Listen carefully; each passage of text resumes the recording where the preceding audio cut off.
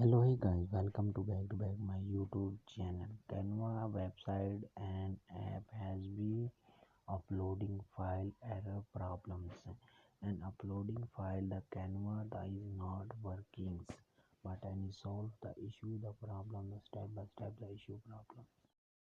And first of all, open the Canva and Play Store. iPhone and Android same processor but updated and Canva now.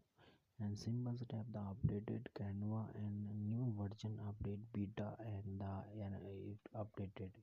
And second step the first of all the website did uploading error problem but I resolve the issue. Open the storage PC and laptop same procedure as storage and cashier. The first of all the cookings the claim all storage cashier